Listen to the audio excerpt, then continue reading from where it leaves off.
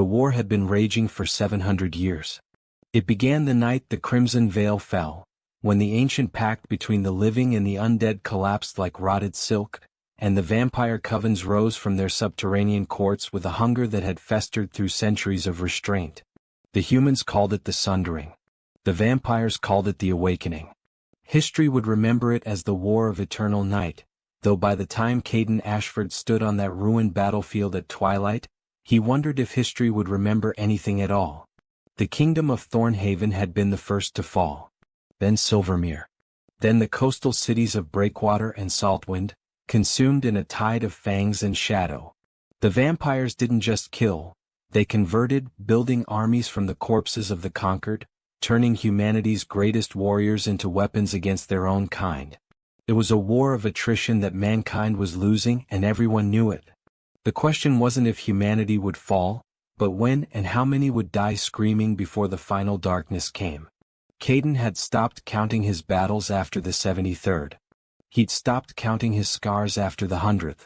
At 28 years old, he looked 40, lean and weathered, his face a roadmap of violence written in scar tissue and hollow shadows beneath storm-gray eyes.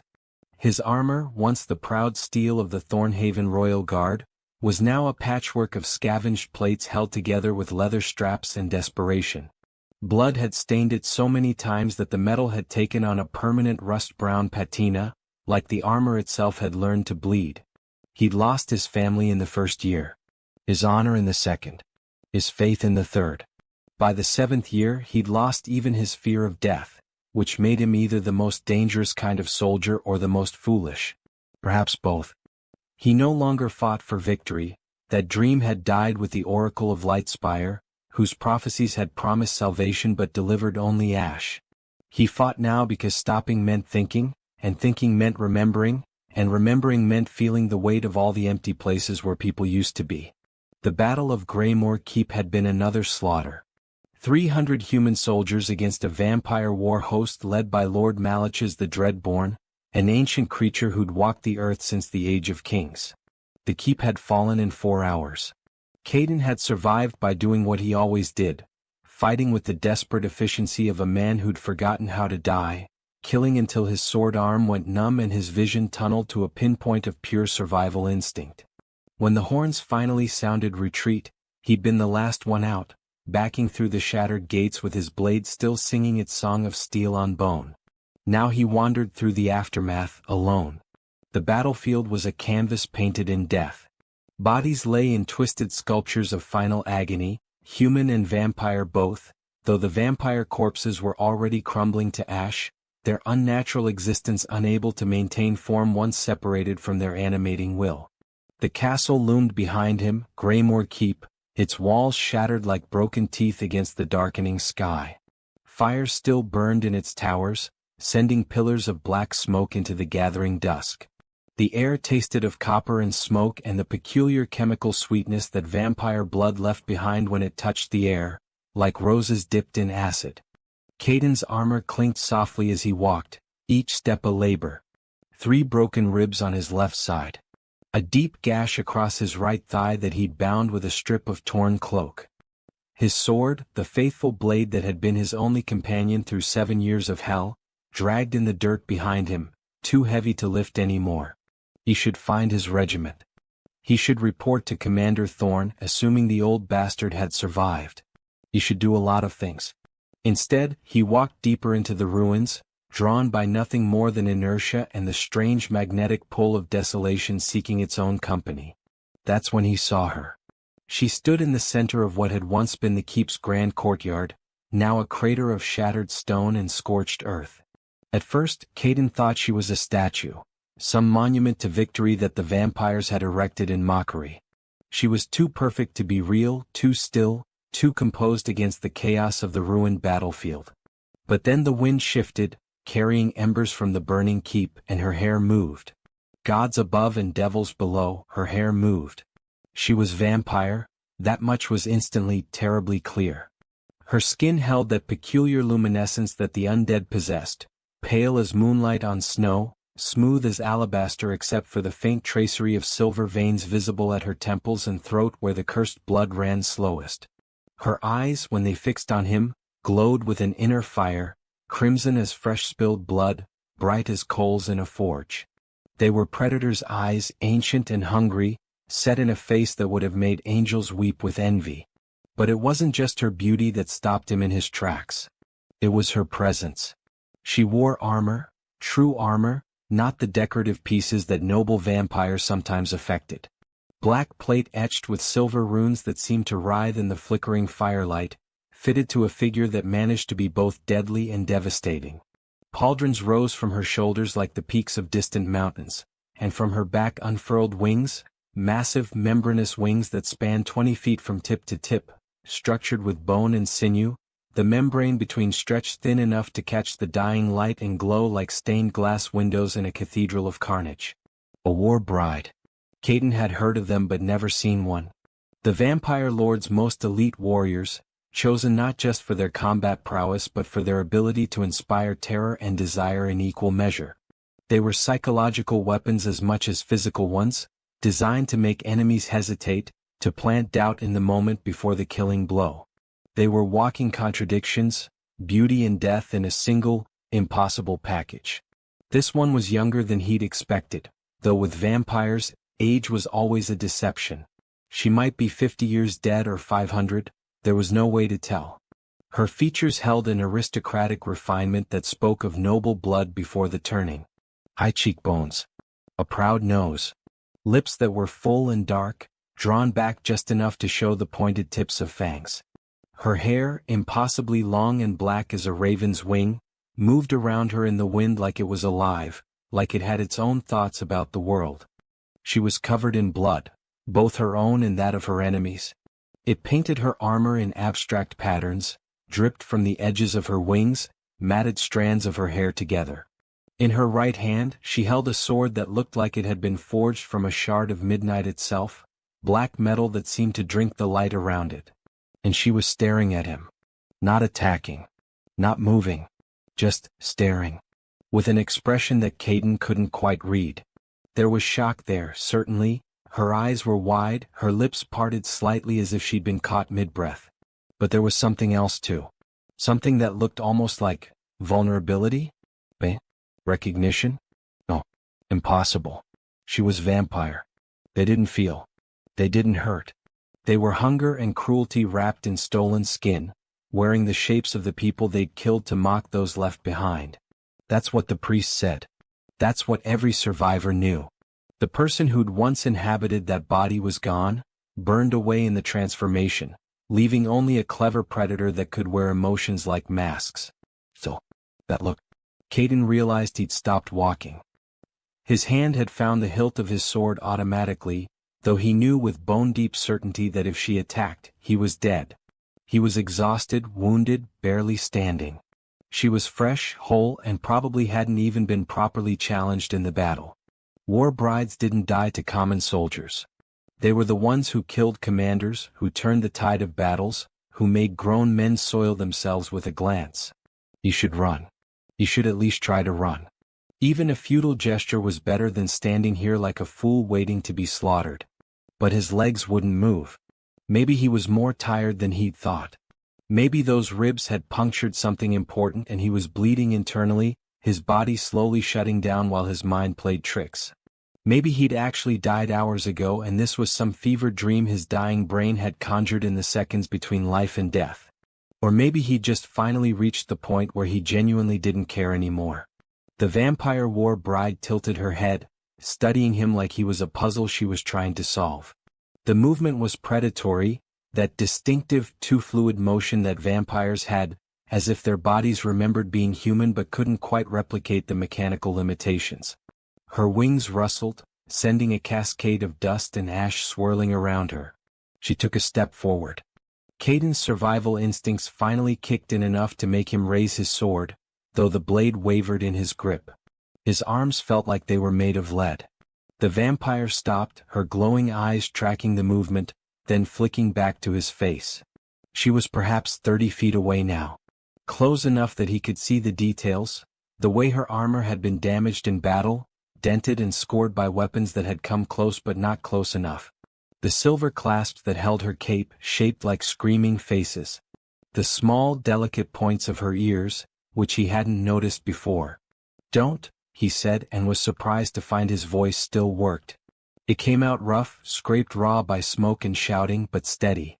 "I'm not worth the effort. I'm half dead already. Find someone else to kill." The vampire's eyes widened further, if that was possible. Her lips parted more, and he saw the full length of her fangs, elegant, curved, designed by nature or dark magic to pierce and drain with maximum efficiency. But she didn't hiss. Didn't snarl.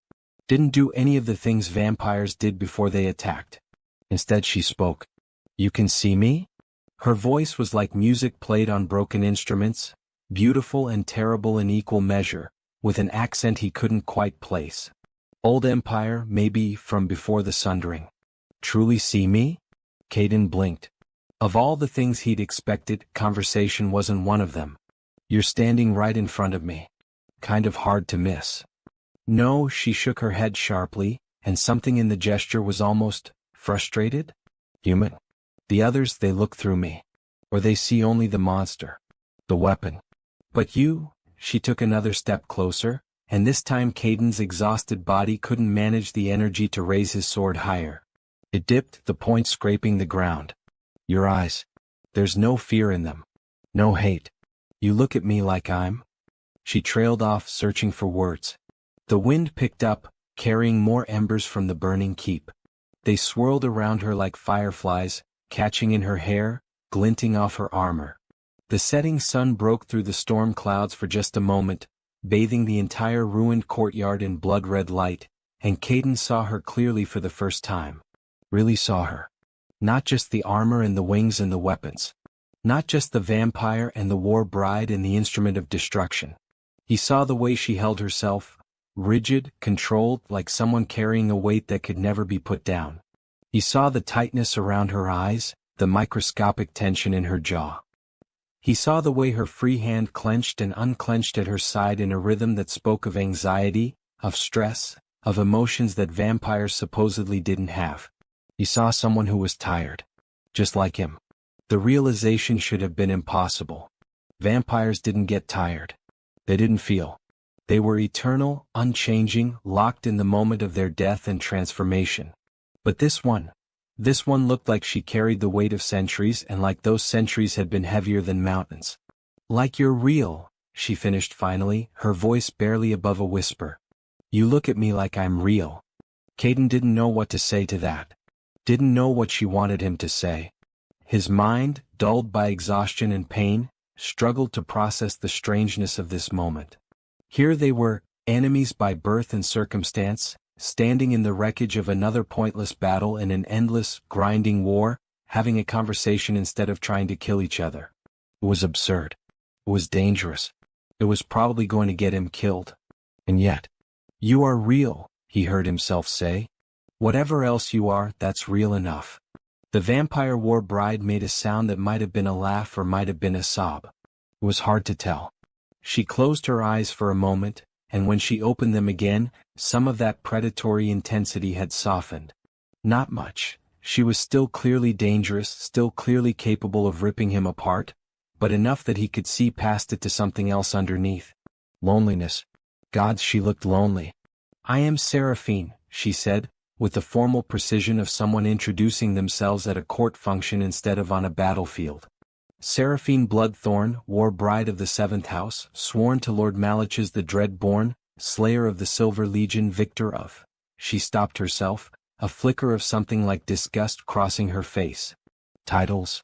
Always titles. As if they matter. As if they make us more than what we are. "Caden," he replied, too tired to match her formality. Just Caden. Used to have titles too. Lost them somewhere between here and hell. Seraphine's lips curved slightly, not quite a smile but close. An honest man. Rare. I'd forgotten they existed. She looked around at the battlefield, at the bodies and the fire and the gathering darkness. This was the 47th battle I've fought in Lord Malich's name. Do you know how many humans I've killed? Caden, who lost his titles. Does it matter? Perhaps not. I stopped counting after the first 1,000. They all blur together after a while, the faces, the screams, the way they break. She turned back to him, and there was something terrible in her eyes now, something beyond predation. Do you know what the worst part is? I remember every single one. Every face. Every name when they gave it. Vampires don't forget. Can't forget. Our minds are like vaults, storing everything forever, perfect and unchanging. I carry 1,000 deaths inside me and I can't let them go. Caden found himself leaning on his sword, using it like a cane to stay upright. The conversation was surreal, but no more surreal than anything else about this damned war. Why are you telling me this? Because you looked at me like I was real, Seraphine said simply. And I haven't felt real in a very long time. The sun was almost gone now, just a sliver of red on the horizon. Soon it would be full dark, and the vampire reinforcements would come to claim the battlefield, to sort through the dead and turn the useful ones. Caden knew he should go. Should run. Should do literally anything other than stand here talking to a creature that could end him with a thought. But he was so tired. And she looked tired too. And there was something about this moment, this strange, impossible moment, that felt important in a way he couldn't articulate. So instead of running, instead of fighting, instead of doing any of the sensible things, Caden Ashford did the stupidest thing he'd done in 7 years of war. He lowered his sword completely. Let it fall from his numb fingers to clatter against the stone. Stood before the vampire war bride completely defenseless, with his arms at his sides and his head unbowed, and looked her in those burning crimson eyes. "You look beautiful," he said. For a long moment nothing happened. The world seemed to hold its breath. Even the wind died, leaving them suspended in perfect, crystalline silence.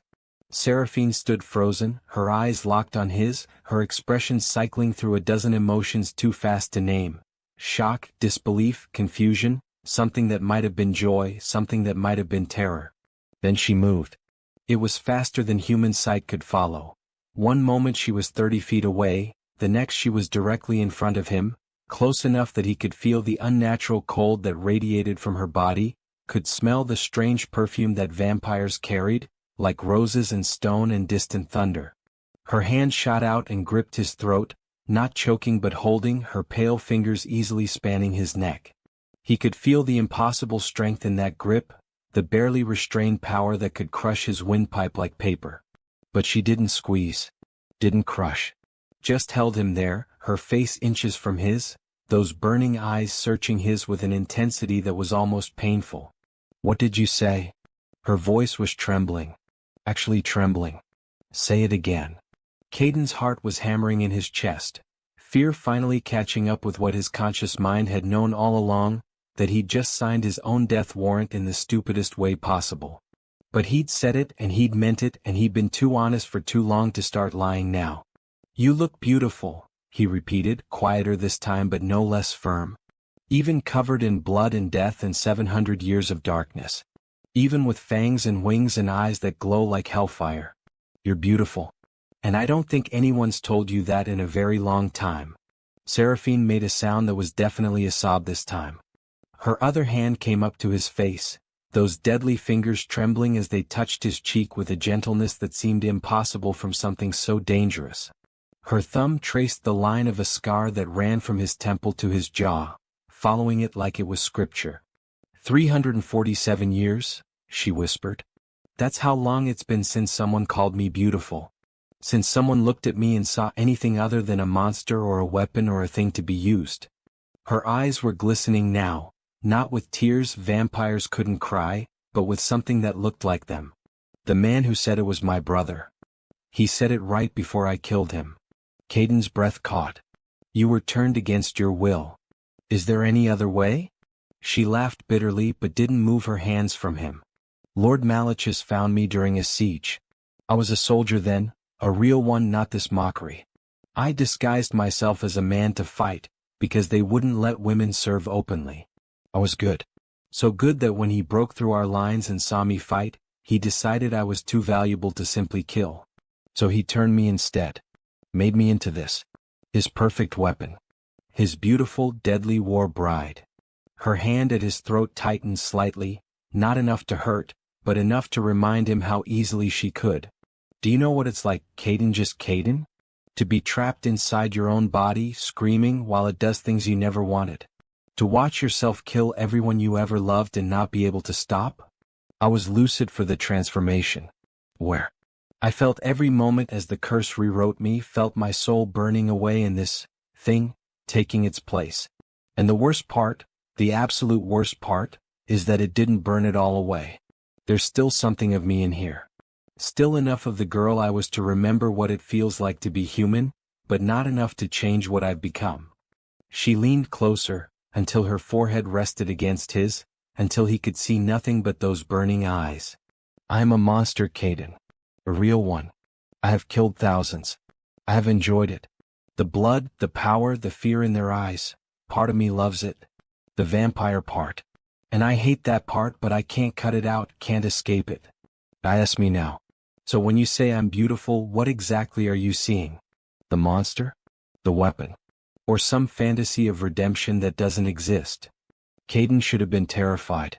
Should have been begging for his life, or praying to gods he didn't believe in anymore, or at least trying to break free. But he'd been honest before and he'd be honest now. I see someone who hates what they've become, he said softly.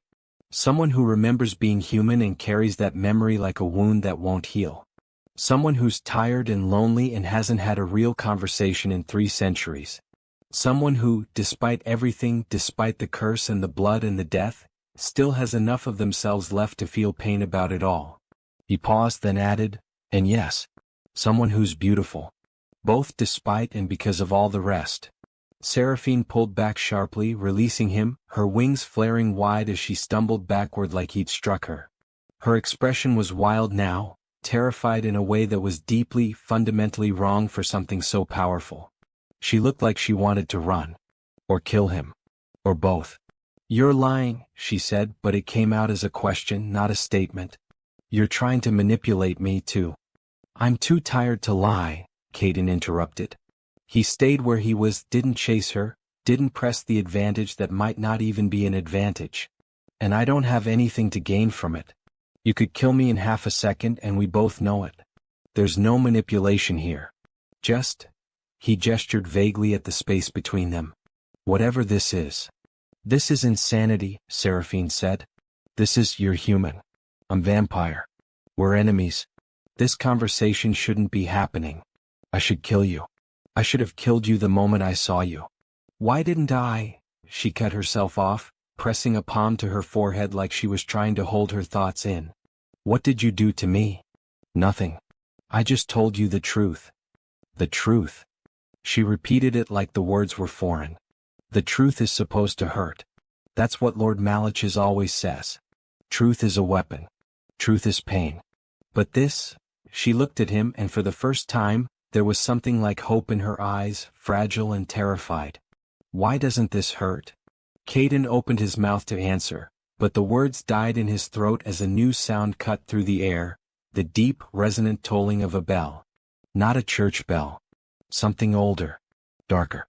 The sound seemed to vibrate in his bones, making his teeth ache and his vision swim. Seraphine's head snapped around, her entire body going rigid. No, she breathed. Not now. Not yet. What is that? The summoning bell. Lord Malachis calls his war brides back. She turned to him, and the hope that had been in her eyes was dying, replaced by desperation. I have to go. If I don't answer the summoning, he'll know. He'll punish? She stopped, shaking her head. It doesn't matter. You need to leave. No. Run as far and as fast as you can and don't look back. What about you? The question seemed to surprise her. What about me? You said you're trapped. Forced to serve. So don't go back. Seraphine laughed, and it was the saddest sound Caden had ever heard. You don't understand. The bond between a vampire lord and their creations isn't just loyalty. It's written into our very essence. If I try to resist, try to disobey the pain, she shuddered. And even if I could somehow break the bond, which I can't, where would I go? Humans would kill me on sight. Other vampire houses would see me as a traitor. There's no place in this world for something like me. The bell tolled again, louder, more insistent. Seraphine gasped, doubling over like she'd been struck, one hand clutching at her chest. Caden saw dark veins spreading from beneath her armor, crawling up her neck like poisonous vines, the physical manifestation of the summoning, forcing her to obey. He moved without thinking, closing the distance between them, catching her before she could fall. She was cold, so cold it hurt to touch her, but solid, real, tangible. Her eyes found his, wide with shock. "What are you doing?" she hissed. "Don't, you can't." "Come with me," he said. It was possibly the most insane thing he'd ever suggested, and that was saying something. "I know a place. Hidden. Safe. Where we can." "Can what?" she interrupted. "Playhouse. Pretend this cursed war doesn't exist? Even if I wanted to, even if the bond didn't drag me back, you'd be harboring the enemy. Your own people would execute you for treason. My own people think I'm dead half the time anyway. And I stopped caring about treason around the same time I stopped caring about survival." The bell tolled a third time and Seraphine screamed, actually screamed, a sound of pure agony that made Caden's blood run cold. The dark veins had spread to her face now, pulsing beneath her skin like living things. She tore herself out of his grip, stumbling backward, her wings beating the air frantically. "I can't," she gasped. I can't. She looked at him one last time and there was so much in that look. Regret. Longing. Desperation. "Find me again, Caden, just Caden. If you're not lying. If any of this is real. Find me again." Then she was gone, launching herself into the air with a powerful downbeat of those massive wings, rising into the darkening sky like an angel cast out of heaven. Caden watched her go, watched until she was just a silhouette against the blood-red clouds, until even that disappeared and he was alone again in the ruins. The smart thing to do would be to run. To find his regiment, report what had happened, warn them about the war bride who'd shown mercy. The smart thing would be to dismiss this entire encounter as a hallucination, a trick, a moment of weakness brought on by exhaustion and blood loss. But Caden Ashford was done being smart. Smart hadn't saved anyone. Smart hadn't ended the war. Smart had just kept him alive to fight another day over and over, until the days blurred together into one endless nightmare. So instead of being smart, he made a decision. A stupid, impossible, probably suicidal decision. He was going to find her again. And maybe, just maybe, he was going to save her. Or she was going to save him.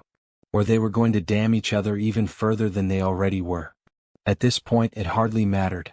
At least it would be something different. At least it would be a choice. Caden retrieved his sword from where he'd dropped it, sheathed it across his back and started walking. Not toward his regiment. Not toward safety. But toward the vampire-held territories to the north, where Lord Malich's the Dreadborn kept his court, where the war brides roost in twisted spires of black stone. The moon was rising now, full and bright, painting the battlefield in silver. In the distance, he could hear the sounds of the vampire forces returning to claim their victory. He should hide. Should evade. But he just kept walking, one foot in front of the other, driven by something he couldn't quite name. Hope maybe. Or madness. At this point they felt like the same thing. 2 months. That's how long it took Caden to infiltrate the vampire territories. 2 months of traveling by night, hiding in ruins during the day, scavenging for food and supplies from abandoned human settlements. 2 months of close calls and narrow escapes, of vampire patrols that passed within yards of his hiding spots, of near misses that should have been deaths but somehow weren't. He told himself it was just luck. Just coincidence. But deep down he wondered if perhaps Seraphine was protecting him somehow, using her influence to steer patrols away, to create openings in their search patterns. It was a nice fantasy anyway. Better than believing he'd just gotten extraordinarily lucky for 8 consecutive weeks. The Dreadborn Citadel rose from the northern mountains like a cancer, a sprawling complex of black stone and twisted architecture that seemed to defy normal geometry. Towers spiraled into the sky at impossible angles. Bridges connected buildings that had no business being connected. The entire structure seemed to pulse with a dark energy that made Caden's skin crawl even from a distance. He'd established a camp in a cave system about 3 miles from the citadel, close enough to observe, far enough to avoid casual detection. He'd spent weeks watching the vampire forces come and go, learning their patterns, identifying individuals. And he'd seen her. Multiple times. Always at a distance, always moving too fast to make contact, but definitely her. Seraphine. His war bride. Not that she was his. But she felt like it in some strange way he couldn't articulate. Tonight was different though. Tonight she was alone. He'd observed that the war brides went on solo patrols every few nights. Territory sweeps, hunting expeditions, reconnaissance missions. Seraphine's route took her along the mountain ridge to the east of the citadel, a path that wound through narrow defile and past sheer cliff faces. Dangerous terrain for humans. Perfect for an ambush. Or for a meeting. Caden positioned himself on a narrow ledge overlooking her patrol route, hidden in the shadow of an overhang. His heart was hammering, not from fear, though there was plenty of that, but from anticipation. What would he even say? What could he say that wouldn't sound insane or presumptuous or just monumentally stupid? I remember me? The guy you almost killed 2 months ago? I've been stalking you. Want to run away together? Yeah. That would go over well. The sound of wings cutting through air warned him of her approach. He pressed himself deeper into the shadows, watching as Seraphine glided past, her massive wings spread wide to catch the mountain thermals. She was beautiful in flight, graceful and deadly, every movement precise and controlled. She banked around a cliff face, and for a moment he thought she would simply pass by. Then she stopped. Hovering there in midair, wings beating slowly, her head turning to scan the cliff face. Looking directly at his hiding spot. For a long moment, neither of them moved. Then she spoke, her voice carrying clearly in the thin mountain air. I know you're there, Caden, just Caden. I could smell you from half a mile away. She paused. Human. Sweat and steel and that peculiar desperation you all carry. You've been following me for weeks now. Slowly, carefully, Caden stepped out of the shadows into the moonlight. I said I would find you again. Seraphine descended, landing on the ledge with inhuman grace despite the confined space. This close, he could see that she looked different from their first encounter. Thinner, perhaps, if vampires could lose weight. Tired. The glow in her eyes seemed dimmer, and there were new scars on her armor that hadn't been repaired. You're insane, she said flatly. Do you understand that? Completely, certifiably insane. This is vampire territory. The Dreadborn Citadel is 3 miles that way. There are 50 war brides within a 5-mile radius, any one of whom would kill you without a second thought. And you just, what? Decided to take a camping trip? I told you I would find you, Caden repeated. I keep my promises. Why? The word came out almost angry. Why would you do this? Risk this. We had one conversation. One moment. That doesn't mean anything. It can't mean anything. Can't it? Seraphine's hands clenched into fists at her sides. No, it can't. Because I'm a monster, and you're human, and this war is eternal, and there is no world, no possible version of reality, where this ends in anything other than blood and death and regret. Maybe, Caden acknowledged. Probably even. But I spent 7 years fighting in this war, and I've seen nothing but blood and death and regret the entire time. At least this way there's something else too. Something more. What? What could there possibly be? He met her eyes, those burning, beautiful, terrible eyes, and said the thing he'd been thinking for 2 months, the thing that had driven him across hostile territory and into the heart of enemy lands. Hope. The word hung between them like a prayer. Seraphine stared at him, her expression cycling through a dozen different emotions before settling on something that looked like anguish. Hope, she repeated bitterly. Hope for what? A happily ever after? A redemption arc? Some fairy tale ending where the monster becomes human again and true love conquers all. She shook her head violently. That's not how this works. That's not how any of this works. I'm damned, Caden. Literally, actually damned. My soul is forfeit. My humanity is gone. There is no coming back from this. I'm not asking you to come back from it, Caden said. I'm asking you to come forward. To choose something different. To be something more than just Lord Malich's weapon. I can't. The words were ripped from her throat, raw and painful. The bond? can be broken. Everything can be broken. You just need to want it badly enough. And then what? Seraphine demanded. Say impossibly I could break the bond. Say I could somehow escape without Lord Malich's hunting me down and making an example of me. Then what? Where do we go? What do we do? The humans will kill me on sight. The vampires will kill us both for treason. There's no neutral ground in this war. No safe harbor. No. There's the Thornwood Sanctuary, Caden interrupted. A hidden place deep in the Whispering Forest. It was a monastery once before the war. Now it's a refuge for deserters, refugees, anyone trying to escape the conflict. Both human and vampire. Seraphine blinked. That's a myth. A story soldiers tell themselves to justify running away. It's real. I've been there. That's where I was heading when I detoured to find you.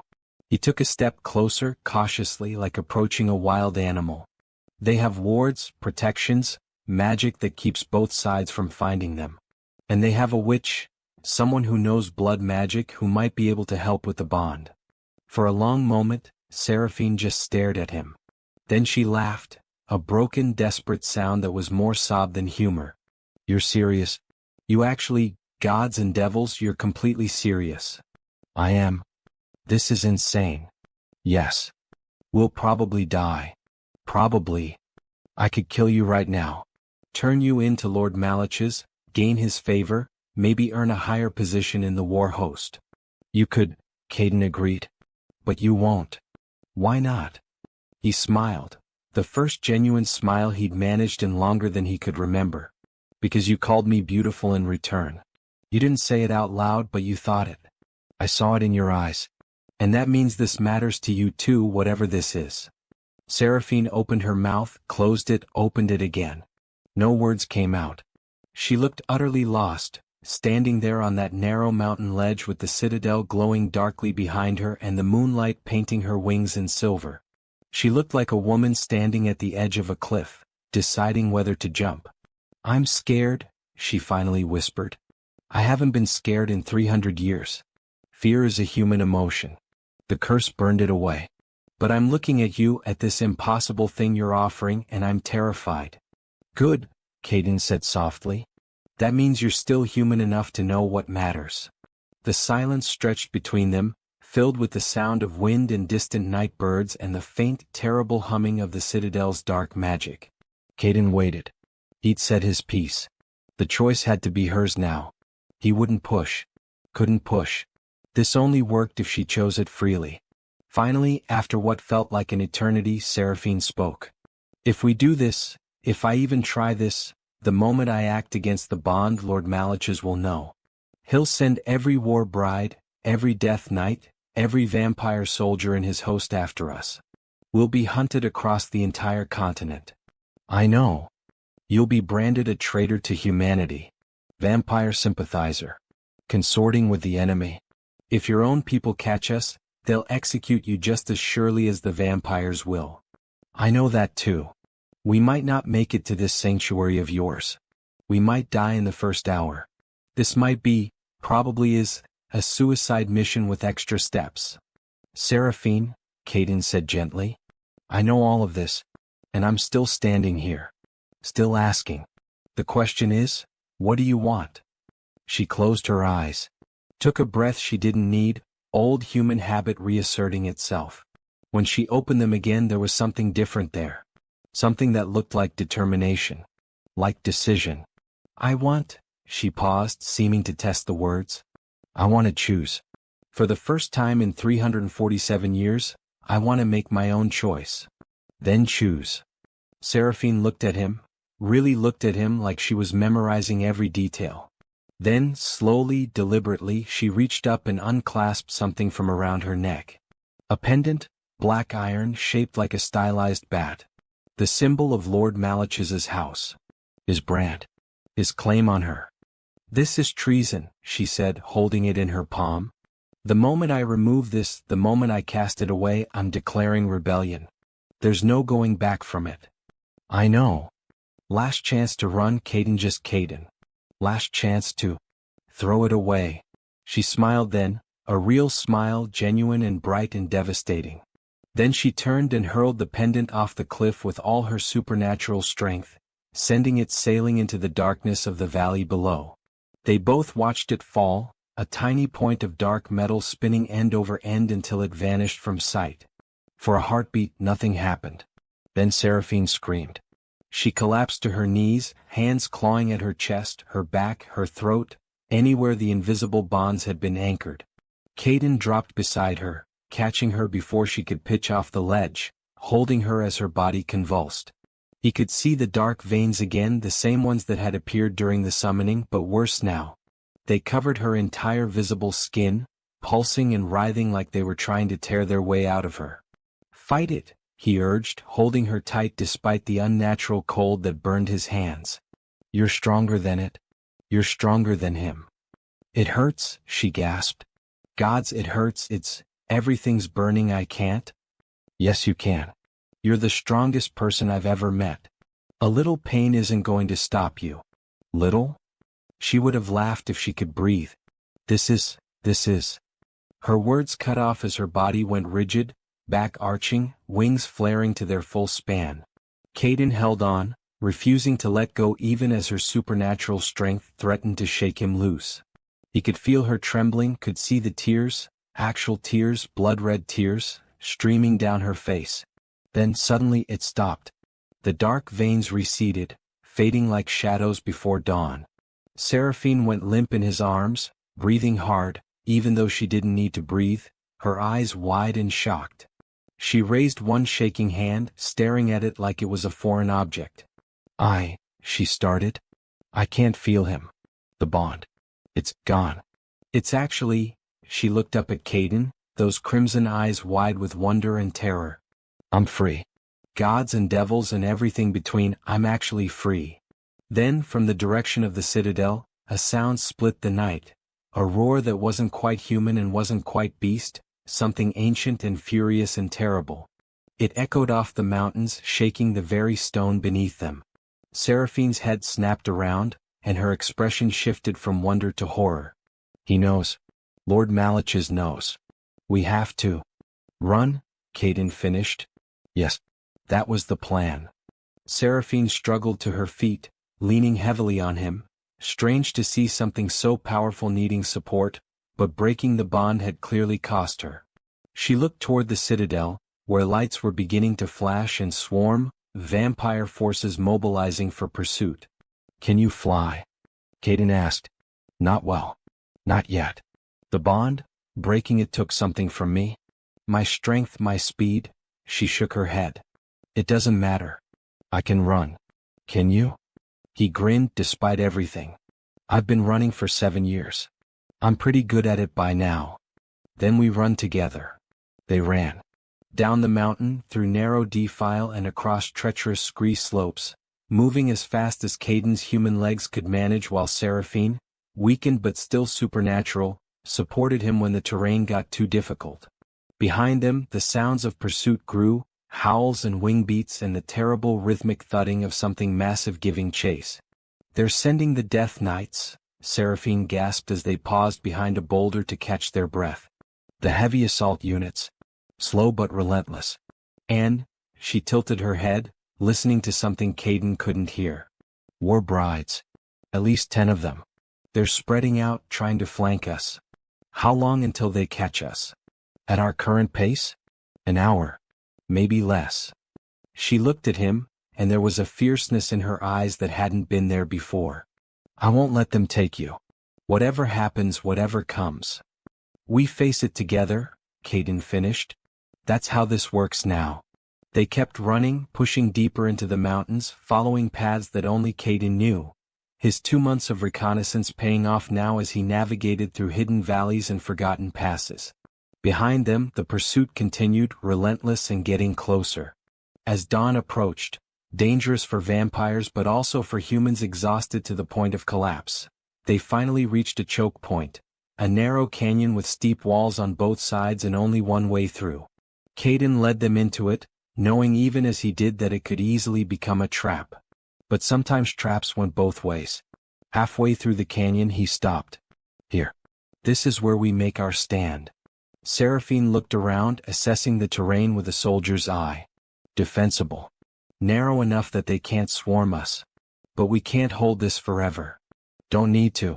Just need to hold until full daylight. The war brides will have to retreat then. The death knights won't. One problem at a time. They position themselves back to back in the center of the canyon, Caden with his battered sword and Seraphine with her midnight blade. The sun was just beginning to touch the eastern sky, painting it in shades of pink and gold. Beautiful. Probably the last sunrise Caden would ever see. He found he was okay with that. Thank you, Seraphine said suddenly, softly. For what? For seeing me. For calling me beautiful. For giving me back my choice. She paused. For this. Whatever this is. Whatever we're about to become, together or in death, thank you. Caden reached back with his free hand, found hers, squeezed it once. You're welcome. The first war bride appeared at the canyon entrance, silhouetted against the growing dawn. Then another. Then 3 more. They were spectacular and terrible, angels of death in ornate armor, wings spread wide, eyes glowing with predatory hunger. Behind them, he could see the massive armored forms of the Death Knights, moving with inexorable purpose. Seraphine Bloodthorn, the lead war bride, called out, her voice echoing off the canyon walls. Lord Malach's offers mercy.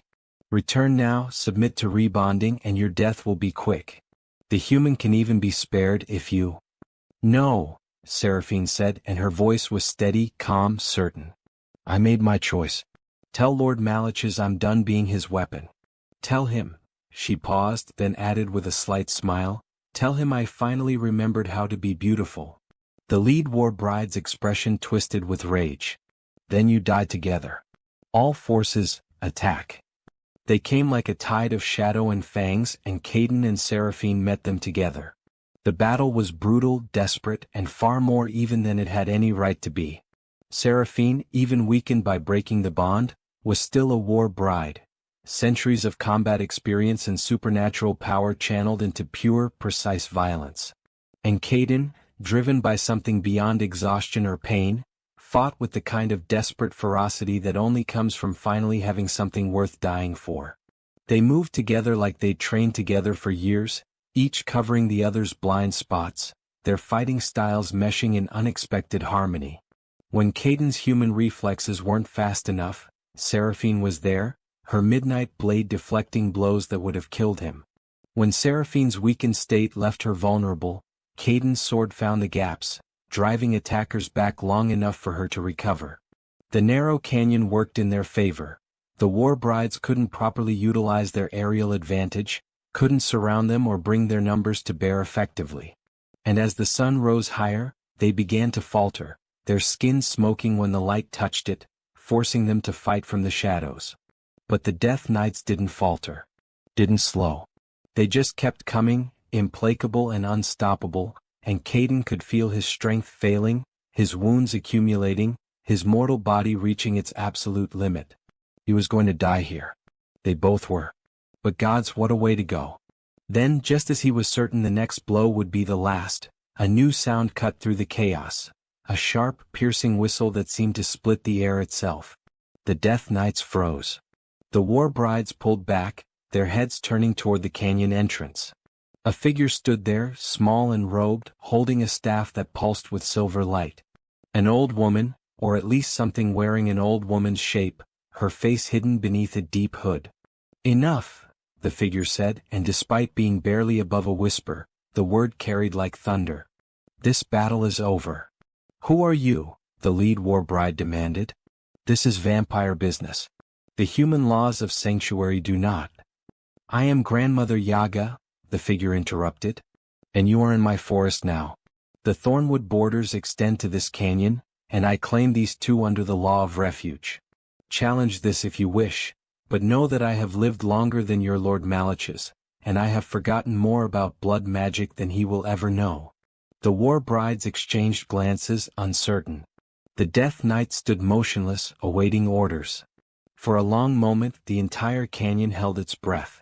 Then, from somewhere in the distance, a voice, Lord Malachus himself, speaking through some dark magic, echoed across the mountains, "Let them go.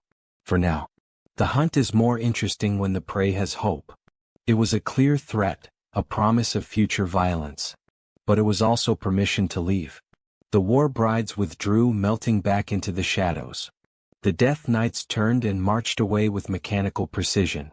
Within minutes, the canyon was empty except for Caden, Seraphine, and the robed figure. Grandmother Yaga lowered her hood, revealing a face that was both ancient and ageless, lined with wrinkles that seemed to shift and change like water. Her eyes were silver, actually silver like polished metal, and they gleamed with an intelligence that was distinctly inhuman. "Well," she said, her voice now warm and almost amused, "when they told me a human was coming to beg sanctuary for a vampire war bride, I confess I thought it was a jest. But here you are. Both of you. Looking like death warmed over and somehow still standing." She tilted her head. "There's a story here, isn't there?" Caden and Seraphine exchanged glances. Then simultaneously they started laughing, exhausted, slightly hysterical laughter that had nowhere else to go. "You have no idea," Caden managed. "Oh, I have some idea," Grandmother Yaga said. She gestured with her staff, and a shimmering doorway appeared in the air beside her, showing a green forest path that definitely hadn't been there a moment ago. "Come. Let's get you to the sanctuary.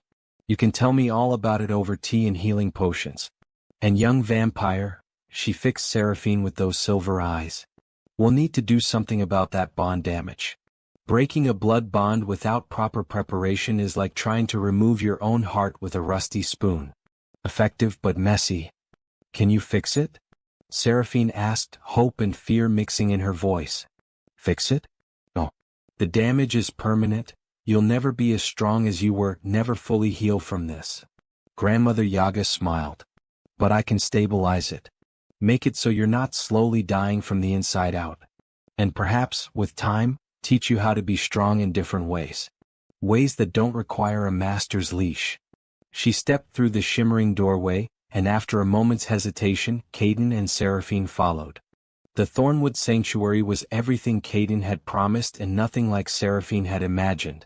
It was a place out of time, an ancient monastery complex built around a grove of trees so old they remembered when the world was young.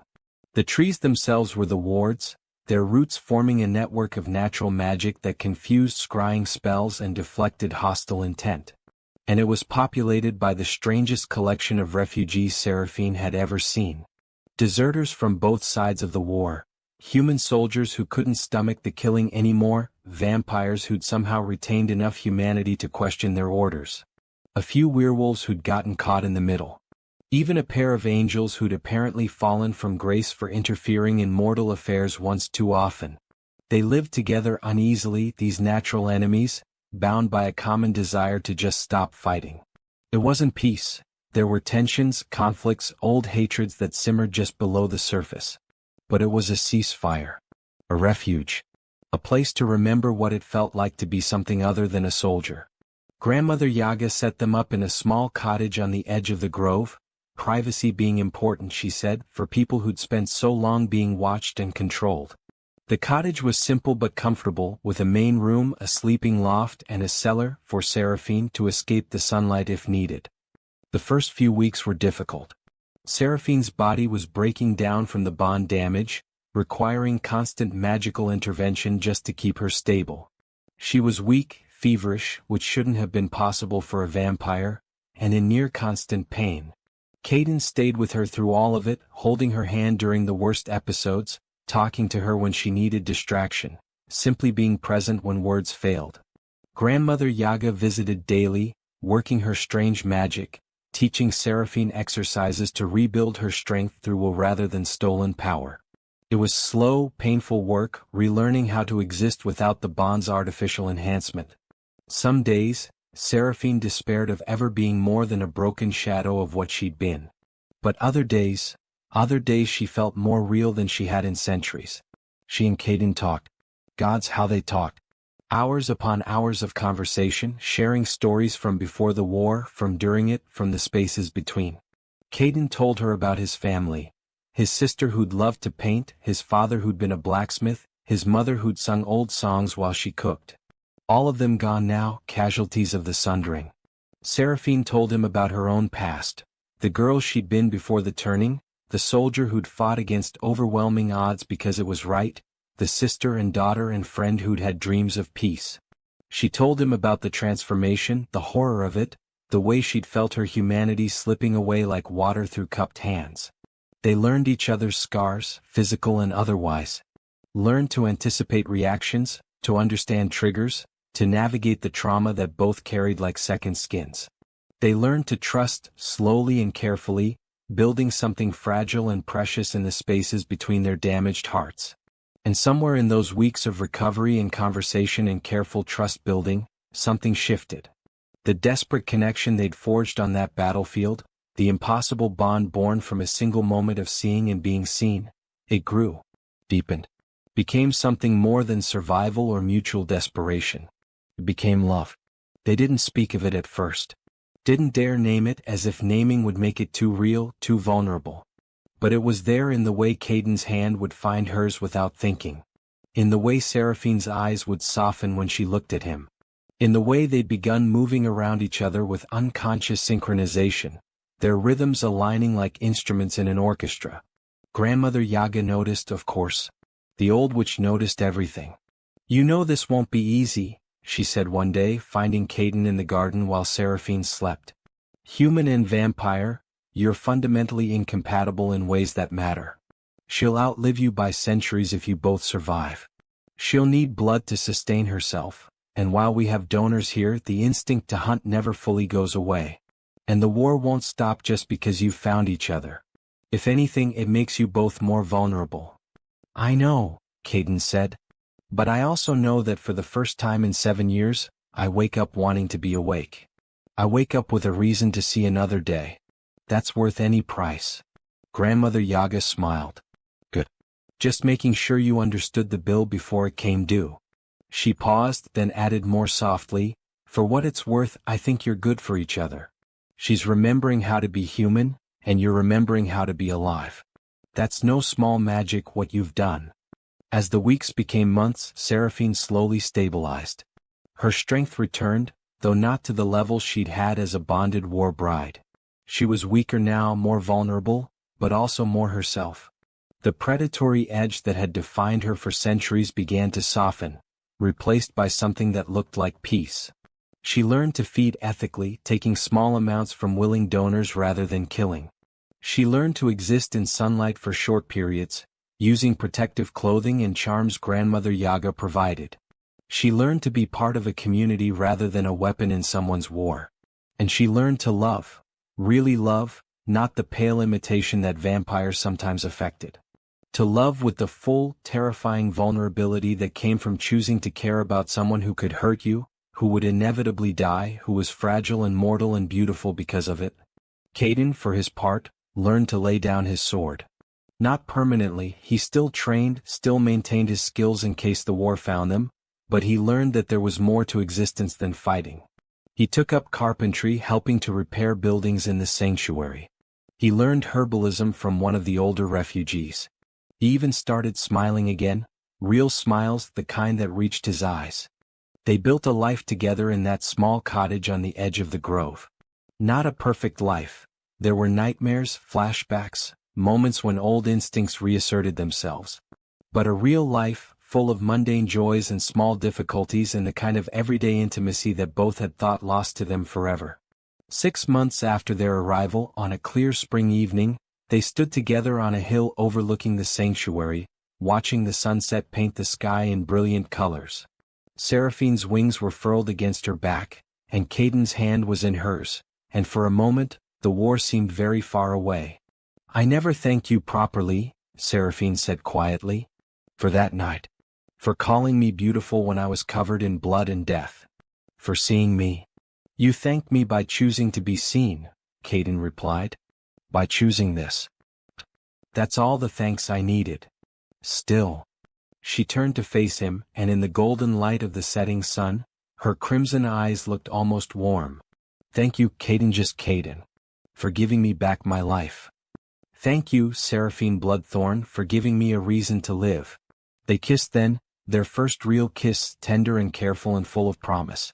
And if her lips were cold and his were warm, if her fangs were a constant reminder of danger and his heartbeat was a countdown to inevitable loss, well, they'd survived worse.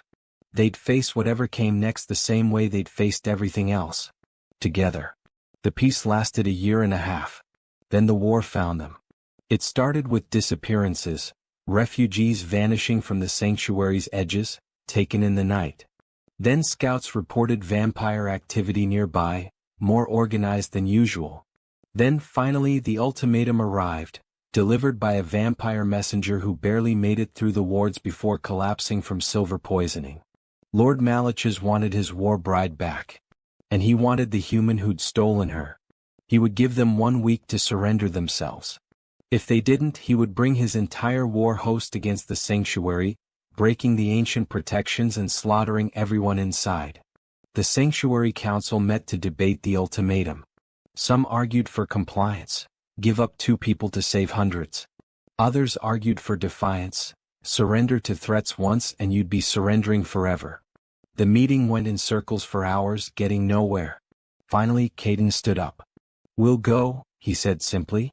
"Caden, no," Seraphine started.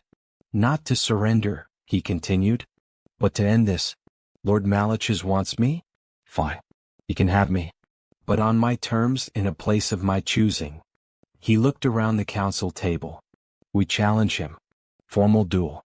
By the old laws of vampire honor, he has to accept. The old laws haven't been invoked in centuries," Grandmother Yaga said.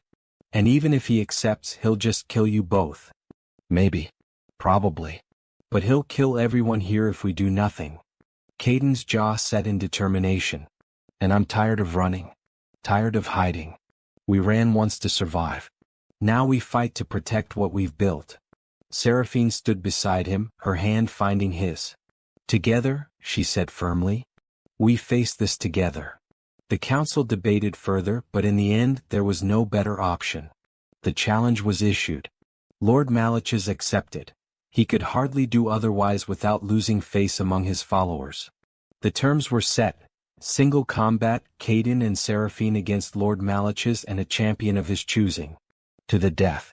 Winner takes all. If Lord Maliches won, the sanctuary would be spared but Caden and Seraphine would die. If they won, the war host would withdraw and leave the sanctuary alone. Everyone knew it was a death sentence. Lord Maliches had been walking the earth for 2,000 years.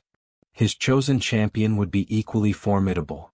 Caden was just a man, a skilled warrior, yes, but ultimately mortal.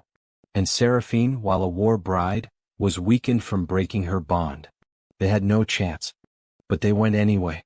The duel was held in a neutral location, the ruins of Greymoor Keep, where Caden and Seraphine had first met. Fitting in a circular sort of way. The battlefield where their story began would be where it ended. Lord Maliches arrived with his full war host, 1,000 vampires strong, arrayed in formation around the ruined courtyard. He was magnificent and terrible, ancient beyond measure, his form almost human but wrong in ways that hurt to look at directly. His eyes were not red but black, empty voids that swallowed light. He wore armor that seemed to be made from shadows themselves, constantly shifting and reforming. His chosen champion was inevitably a war bride, Seraphine's replacement, a warrior named Carmilla who'd been bonded to take her place. She was everything Seraphine had been at full power, fast, strong, merciless. Caden and Seraphine stood together in the center of the courtyard, exactly where they'd stood 18 months ago. The symmetry was not lost on either of them. "Any regrets?" Caden asked quietly as they waited for the signal to begin. "Not one," Seraphine replied. "Even if this is the end, especially if this is the end, I wouldn't change a moment of it." "Good. Because I meant what I said that night. You're beautiful. And brave. And the best thing that ever happened to me." She smiled, that soft, genuine smile she'd learned to wear again. "You're not so bad yourself for a human who can't fly." The signal came. The duel began. It was the fight of their lives, literally. Caden and Seraphine fought with everything they had, every skill, every trick, every ounce of determination and desperation. They moved as one, their bond deeper than any blood magic, forged in choice and trust and love. Where one faltered, the other was there.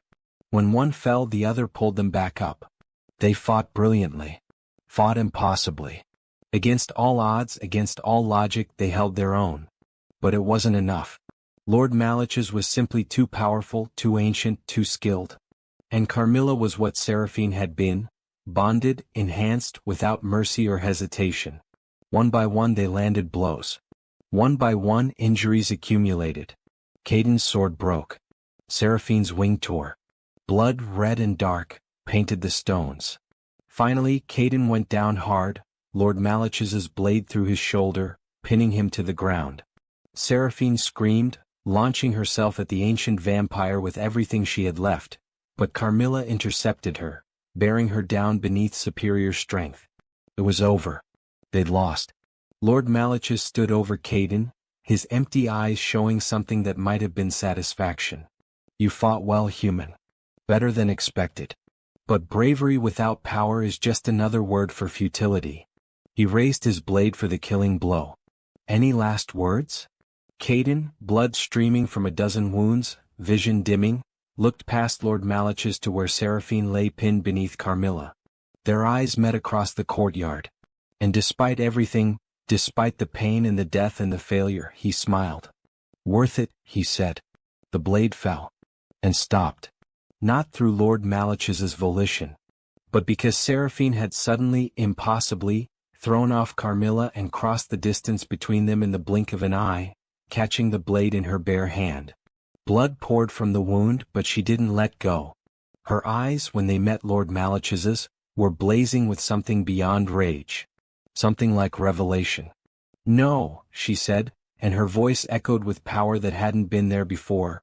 Different from the bond's enhancement but no less potent. You don't get to take him. Not him. Not now. Not ever. Impossible, Lord Malachus said. You're broken. Weak. The bond. The bond was a crutch, Seraphine interrupted. A chain. A limit. I spent 300 years drawing power from you, never realizing I was strong enough on my own. But now, she smiled, fierce and terrible and beautiful. Now I know what real strength is. Not the power you steal, but the power you choose. The power that comes from having something worth fighting for. And then she changed. Not physically, she was still vampire, still winged and fanged and otherworldly. But something shifted in her presence, in her essence. The air around her began to glow with soft golden light, not the harsh radiance of holy magic, but something gentler. Something that looked like dawn breaking over a dark horizon.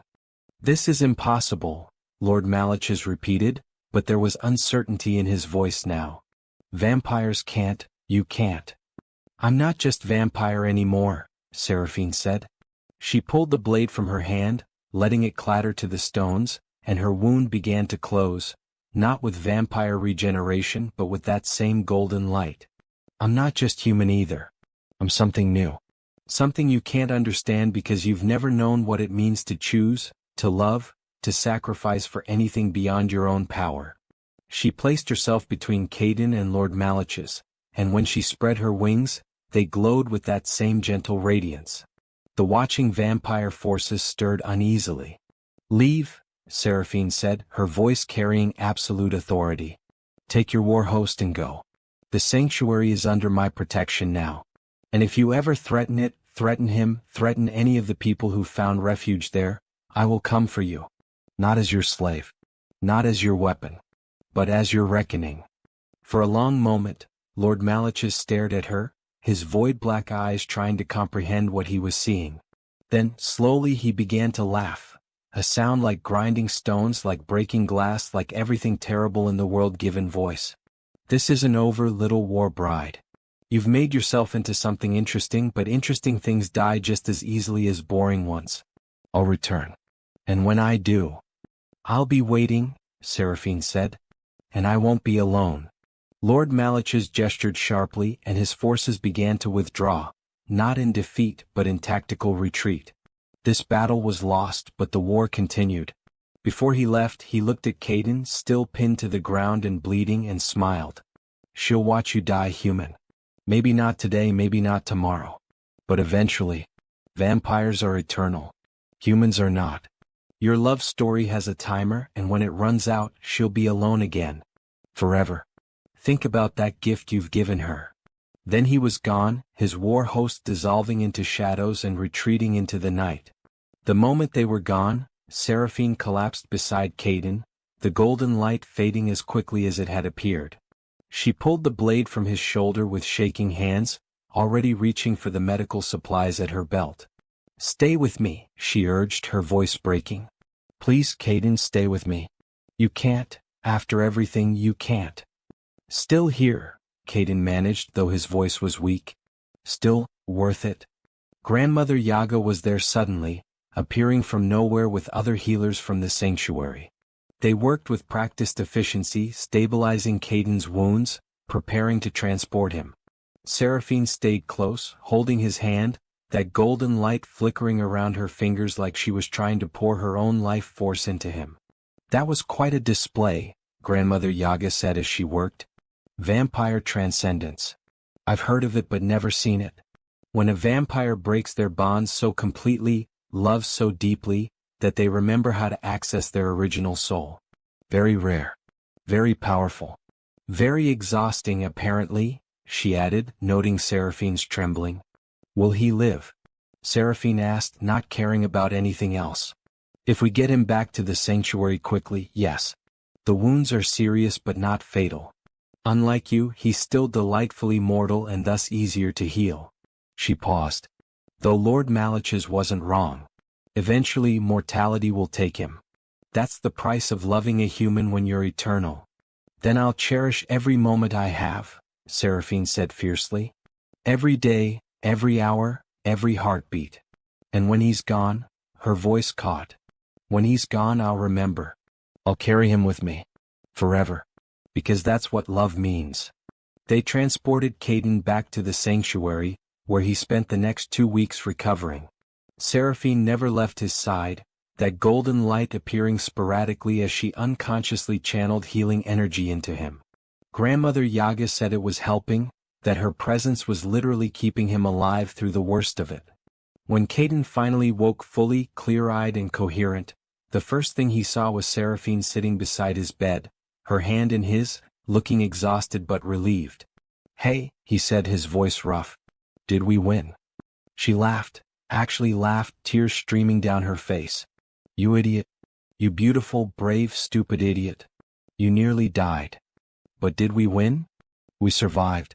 The sanctuary is safe. Lord Malich has retreated. So, yes. We won." She squeezed his hand gently. "And apparently I'm some kind of transcendent vampire now, which Grandmother Yaga says is very impressive and also very confusing for everyone. I always knew you were special. Caden. I mean it. From that first night I knew. You were always more than what they made you. You just needed permission to remember." Seraphine leaned down, resting her forehead against his. "He was right, you know. Lord Malich's. About the timer. About me watching you die while I continue on. I'll have to live with that. With losing you. Everyone who loves someone has to live with that eventually," Caden said. "That's not a curse. That's just life. And it doesn't make it less worth it." He reached up with his free hand, cupping her face. "However long we have, 10 years, 50 years, whatever time we get, it'll be enough. Because it'll be real. And it'll be ours." She kissed him then, soft and sweet and gentle, and he could feel her tears, those impossible tears that vampires shouldn't be able to cry, on his face. "I love you," she whispered. "I know I'm supposed to be incapable of it, that the curse burned that away, but I love you anyway. Despite logic. Despite nature. Despite everything." "I love you too," Caden replied. "My beautiful war bride. My transcendent vampire. My impossible miracle." Caden Ashford died on a spring morning, surrounded by the people he loved, in the cottage he'd built with his own hands. He was 58 years old, ancient by the standards of the war where most soldiers didn't make it past 30. He'd lived 3 decades of peace, of quiet mornings and gentle evenings, of garden work and carpentry and the simple joy of existing without violence. His body had finally given out, worn down by old wounds and hard years, but his mind had remained clear until the end. Seraphine held him as he took his last breath, that golden light surrounding them both, easing his passing. She sang to him, an old song from before the war, from before the sundering, from when the world was young and they were both different people. Her voice was beautiful and broken, and the tears that fell were real. When it was over, when the last bit of warmth had faded from his body, she stayed there, holding him, unable to quite believe that he was gone. That the heartbeat she'd learned to time her own existence to had finally stopped. The funeral was held in the grove, attended by the entire sanctuary. They buried him beneath one of the ancient trees in soil that would remember him, with a marker carved with the words, Caden Ashford. Soldier. Builder. Beloved. He chose love.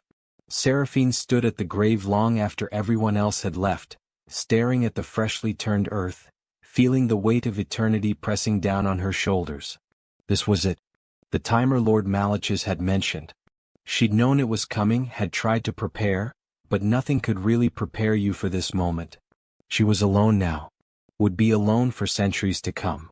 Maybe forever. The thought should have broken her. Should have sent her spiraling back into darkness, into despair, into the monster she'd been before. But it didn't. Because Caden had been right. The time they'd had, it had been enough. Not because it was long, but because it was real. Because every moment had mattered. Because they'd chosen each other over and over, day after day, building something beautiful in the ruins of a broken world. And she carried him with her now, not as a weight but as light. In her memories. In the lessons he'd taught her. In the way she saw the world, the way she moved through it, the way she chose to be in it. You made me human again, she said softly to the grave. Not by changing what I am, but by reminding me who I was. Who I could still be. She placed a hand on the marker, that golden light flickering around her fingers. I'll keep that promise. I'll remember. I'll carry you. Forever. And I'll live in a way that honors what you gave me. She stood there until the sun set, until the stars came out, until the night wrapped around her like a familiar cloak. Then finally she turned and walked back toward the sanctuary, toward the life she'd built, toward the community she'd sworn to protect. She was alone. But she wasn't lonely. Because you could carry people with you even after they were gone. Especially after they were gone.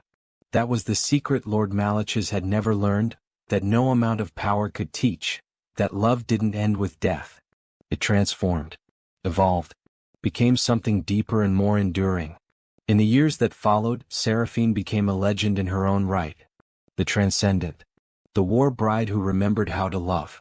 She defended the sanctuary against all threats, using that golden light that had awakened in her through love and choice. She taught other vampires who came seeking escape from the war, showing them that there was another way. She built schools, hospitals, places of healing. And she never forgot the human who'd looked at her on a ruined battlefield and called her beautiful. Who'd seen past the monster to the person beneath. Who'd given up everything, safety, honor, his very life, just to give her back her choice. Every spring, on the anniversary of Caden's death, she would sit by his grave and tell him stories. About the sanctuary, about the people they'd saved, about the world slowly learning to heal. She told him about her life, which was his life too, in all the ways that mattered. And sometimes, when the light hit just right and the wind moved through the trees in a certain way, she could almost hear his voice replying. Worth it, it seemed to say. All of it. Every moment. Worth it. And she would smile, that soft, genuine smile he taught her to wear again, and agree. Because love wasn't about forever. It wasn't about immortality or eternity or